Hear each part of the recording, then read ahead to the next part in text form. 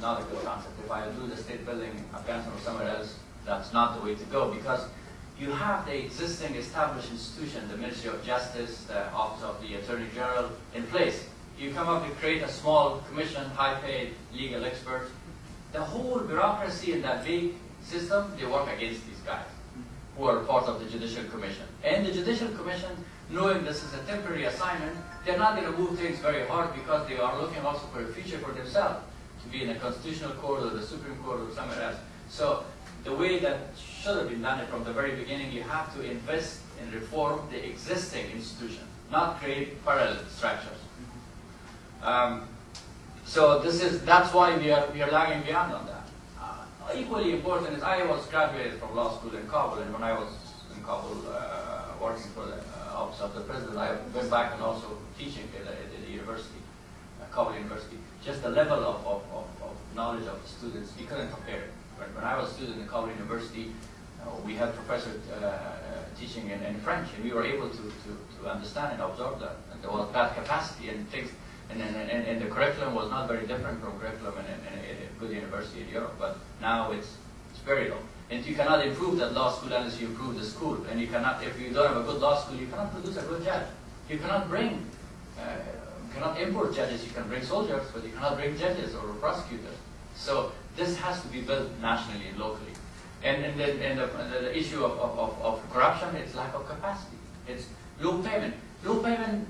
When you pay someone $40, a police officer, I'm not saying that he will become corrupt because he's not paid enough. No.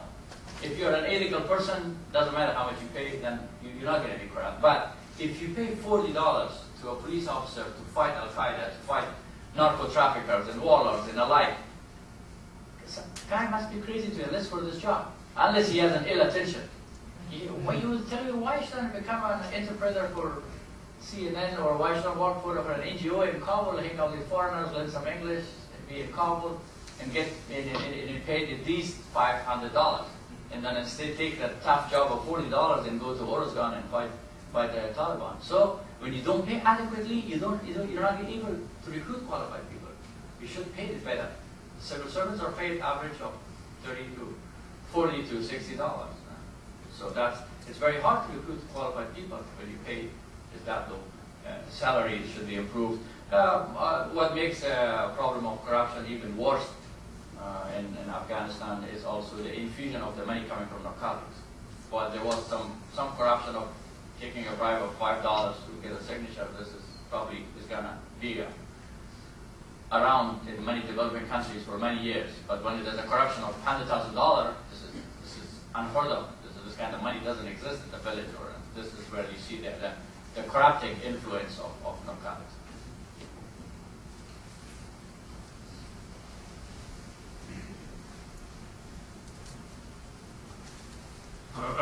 Stan Byers with the Global Fairness Initiative. Arguably the key to really regaining stability in the country, dealing with the opium problem, the lacking the hold of the Taliban in certain areas, and increasing revenues for the government so it can provide more services, is increasing the economy and generating jobs. What is the government's current plan on building the economy, and what do you see as areas of greatest potential for that area? The Constitution of Afghanistan clearly indicates that free market economy is the basis of building Afghanistan. The government is trying to extract itself from all these state enterprises, and the way there was this, much more or less the Soviet system, that the government has its hand in everything, and everything doesn't function because the government has its hand. So we are trying to extract ourselves and let the private sector take the lead in economic growth. But keep in mind that the private sector needs an environment to grow in it, an environment to operate in it. That environment includes actually legal assurances that you've been working. We have adopted a series of law on that. That's why we adopted a new banking law, and 30 banks were established right away. This is the legal infrastructure is being put in place, but more importantly is also the physical infrastructure, the roads, the energy. And it's hard to convince someone to put up a textile factory in Afghanistan if he has to run the factory on a generator. You're not going to be able to compete with China or someone else. It's going to be way too. So you have to build the infrastructure for them to be able to operate.